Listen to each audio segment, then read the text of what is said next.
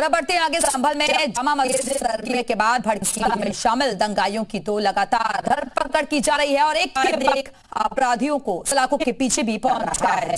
लेकिन हमेशा रहने वाले संभल को आखिरकार कौन कौन था इसमें शामिल और इस साजिश को पुलिस ने किस तरह से बेनकाब किया, पूरा सच जानने के लिए इस वक्त हमारे साथ जुड़ रहे हैं मुरादाबाद मंडल के कमिश्नर आंजनेय कुमार सिंह जी। बहुत बहुत स्वागत है आंजनेय जी आपका जी उत्तर प्रदेश उत्तराखंड पर। सर, सबसे पहले तो संभल की स्थिति आपसे मौजूदा वक्त की हम जानना चाहेंगे कि अभी क्या हालात है वहां। अभी संभल में पूरी तरह शांति है। कल जुमे की नमाज भी पीसफुली हुई और सामान्य रूप से लोगों से बातचीत भी जारी है। जो कॉन्फिडेंस बिल्डिंग जितने उपाय हैं वो सारे हम कर रहे हैं। सामान्य काम काज जारी है, बाजार भी खुले हुए हैं, स्कूल भी खुले हुए हैं, कोई ऐसी स्थिति नहीं है। पर हालात को देखते हुए एहतियातन हमने सारे उपाय किए।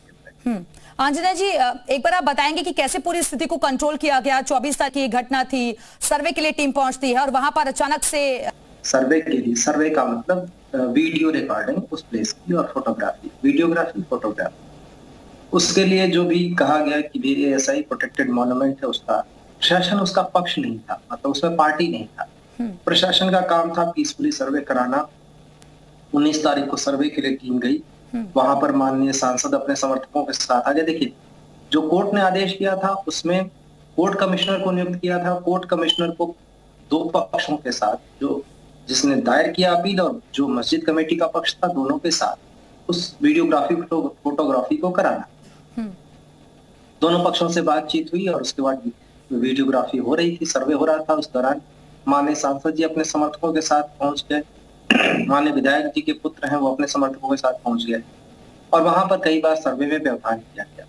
तो कोर्ट कमिश्नर ने सर्वे रोक दिया। ये जो रिकॉर्डेड चीज है वो मैं बता रहा हूँ आपको कि हमारे रिकॉर्ड, मतलब कोर्ट कमिश्नर के रिकॉर्ड तय हुआ कि सर्वे दूसरे दिन किसी दिन किया जाएगा और उसकी तिथि मुकर्रर नियत की गई बाद में 24 तारीख। 23 तारीख को दोनों पक्षों को तामीला भी हो गया, वहां पर सबसे बात हो गई और बात होने के बाद 24 तारीख को 7 बजे से 11 बजे सर्वे होगा, ये तय किया गया। उस दिन कोर्ट कमिश्नर दोनों पक्षों के साथ पहुंचे सर्वे करने। शुरू में सब कुछ ठीक था। 1-1.5 घंटे बाद कुछ लोग इकट्ठे होके, हाँ, उस दिन भी जब सर्वे करने टीम पहुंची तो सुहेल इकबाल पहुंच गए कि भाई मैं भी सर्वे का हिस्सा बनूंगा। वो वीडियोग्राफी में भी ये कैद। कई बार कहा जाता है कि साहब किसी को सूचना नहीं दी तो वो पहुंचे कैसे। सभी पक्षों से बातचीत भी हो गई थी। उसके बाद वहां टीम कुछ लोग इकट्ठे हो गए, नारेबाजी करने लगे, उनको समझा बुझा कर वापस कर दिया गया।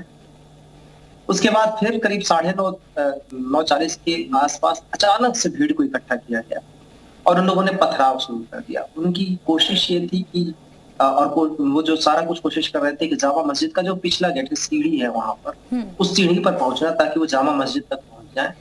और या तो स्ट्रक्चर के बारे में कुछ था क्योंकि मस्जिद पे भी पथराव कर रहे थे, या फिर वो सर्वे की टीम को के ऊपर हमला करना चाहते थे। पुलिस ने तुरंत एक्शन लिया। उसमें जो भी कानून के अंदर अमान्य साधन है उन सबके थ्रू उनको रोका। उसमें पुलिस ने लाठीचार्ज भी किया, आंसू गैस के गोले भी छोड़े, पैलेट गन भी छोड़ी थी। और ये करीब 9:40 पे शुरू हुआ, 12:30 बजते बजते उसको कंट्रोल कर दिया गया। सिर्फ उसको ही नहीं, संभल में जितनी जगहों पे पथराव हो रहे थे, 12:30 बजे के आसपास एक जगह और पथराव हुआ, उसको भी कंट्रोल कर दिया गया। उसी समय बहुत सारे लोगों को डिटेन कर दिया गया था। तो इसमें जो पूरी घटना थी उसमें अभी तक 30 लोग गिरफ्तार किए गए जी। करीब 400 लोगों को चिन्हित किया जा चुका है जो लोग पथराव में शामिल थे। लेकिन अभी हमारा असली मकसद है एविडेंस कलेक्ट करना। सर, इसमें पुलिसकर्मी कितने जख्मी हुए हैं इस घटना में? और दूसरा, क्या आप ये मानते हैं कि सोशल मीडिया के जरिए भी अफवाह तेजी के साथ फैली और इसका भी अहम रोल रहा है इस घटना को उकसाने में? हाँ, इसमें 30 के करीब पुलिसकर्मी जख्मी हुए, जिसमें से एक एसडीएम का को फ्रैक्चर आया और एक जो पुलिस अधीक्षक है के पीआरओ, उनको पैर में गोली लगी है। वैसे गंभीर रूप से एक कांस्टेबल घायल हुआ जो क्रिटिकल कंडीशन में अभी भी भर्ती है। लेकिन चोटें करीब करीब सबको आई, इवन एसपी को भी चोट आई जो वहां पे शामिल थे। तो ये जो किया गया, जो टोटल चीज है, हमारी जो तैयारी थी उसके अनुरूप जितना भी संभव था, मस्जिद के स्ट्रक्चर को लेके, मस्जिद पर लोगों के प्रदर्शन और हम इस तरीके की चीजों को लेकर जो इनपुट था उसके हिसाब से स्ट्रक्चर की सुरक्षा के लिए 5 कंपनी पीएसी, वहां पे लोकल फोर्सेस सारी कुछ इकट्ठी की। जो अचानक से इन सारे लोगों का आना है, इस बात को निश्चित रूप से इसमें दम है कि कहीं ना कहीं एक सुनियोजित तरीके से सबको इकट्ठा किया गया, अचानक से इस चीज को प्लान किया गया और फिर वो ये सारी चीजें रची गई जो हिंसा की गई। यानी कि आप कह रहे हैं कि प्री प्लानिंग के तहत ये सोची समझी साजिश है, इसके तहत ही ये सब किया गया। लेकिन दूसरी तरफ अनंजय जी, एक एंगल जो है तुर्क और पठान का भी इसमें सामने आ रहा है, आपसी वर्चस्व को लेकर भी जंग थी। ये हमारे सामने आया है, ऐसे कई सारे थ्योरीज आए हैं, हम किसी थ्योरी को रूल आउट नहीं कर रहे हैं, उन सब पे जांच कर रहे हैं। वो ये संभव भी है अगर हमारे जो एविडेंस कलेक्शन है, एविडेंस के माध्यम से साबित होता है तो उसमें हम एक्शन भी लेंगे जैसा जैसा आएगा। तो अभी तो हम किसी भी तरीके की एंगल के, जैसे कुछ लोग कह रहे हैं बाहरी तत्वों का हाथ हो सकता है, हम इसको नकार नहीं रहे हैं। प्री प्लानिंग कितना समय पहले की गई, उसी रात को की गई या काफी पहले की गई, इसमें कितने लोग शामिल रहे, बीच में इंटरमीडिएटरी लोग भी शामिल हो सकते हैं, कैसे लोगों को इकट्ठा किया गया, सोशल मीडिया का इसमें क्या रोल है, इन सारी चीजों की। लेकिन अनंजय जी, इसमें क्योंकि आज माता प्रसाद पांडे से भी मीडिया ने बातचीत की तो वो कह रहे हैं कि भाई लिखित नोटिस दिया जाना चाहिए था ना, वो हमें मिला नहीं, तो फिर जाने से क्यों रोका जा रहा है? पहले से इंफॉर्मेशन देते ना। जब जिलाधिकारी का आदेश वहां पर है, यहाँ कोई भी जनपद की सीमा नहीं के अंदर नहीं आएगा बाहरी व्यक्ति, तो फिर उस बिना प्रशासन की अनुमति तो उसमें अलग से नोटिस देने की जरूरत क्या है? पर उससे भी ज्यादा बड़ी चीज है, मैं तो इन सभी लोगों से अनुरोध कर रहा हूँ, रिक्वेस्ट कर रहा हूँ, संभल किसी तरह से शांत पाए।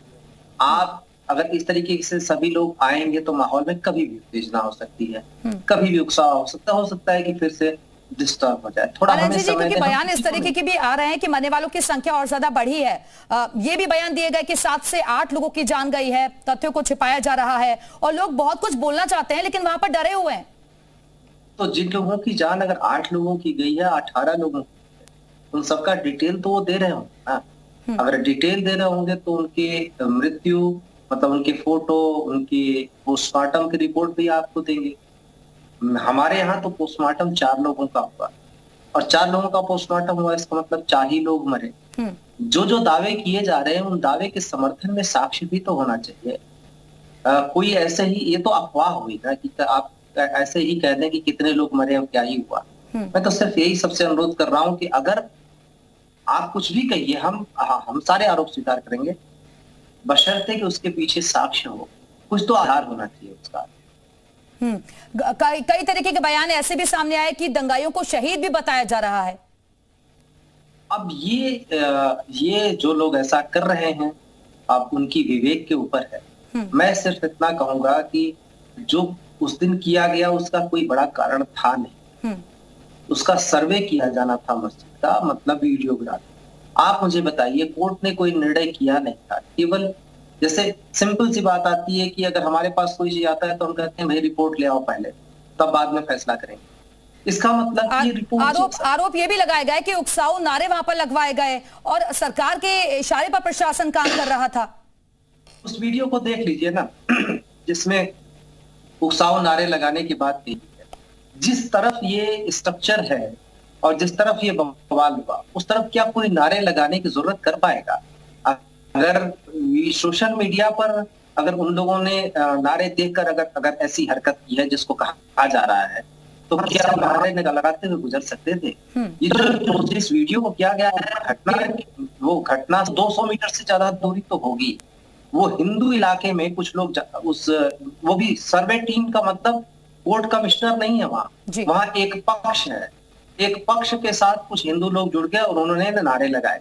तो क्या मस्जिद के सामने नारे नहीं लगाए गए धार्मिक? हमने उनको भी समझा के हटवाया और इनको भी समझा के हटवाया। तो क्या हम जो लोग नारे लगाने लगे उनको मारने लगते हो? क्या उस नारे से अगर उकसावा हो सकता है तो मस्जिद के सामने नारा लगा तो उससे क्या बाकी लोग भी उकसावे में आ गए? ये जस्टिफिकेशन है। किसी भी तरीके से हिंसा को जस्टिफाई नहीं किया जाना चाहिए। प्रशासन के ऊपर जहां तक आरोपों की बात है, प्रशासन को क्या करना था? हमने 3 घंटे के अंदर, वक्त की कमी से जाते जाते 2 सवाल और आपसे। एक तो ये कि हालात कब तक सामान्य हो पाएंगे और दूसरा ये कि न्यायिक आयोग की टीम भी पहुंची है जांच करने लिए, माने कि तथ्य जल्दी सामने आएंगे सबके? हाँ, अभी न्यायिक। चलिए, फिलहाल के लिए बहुत बहुत शुक्रिया आपका।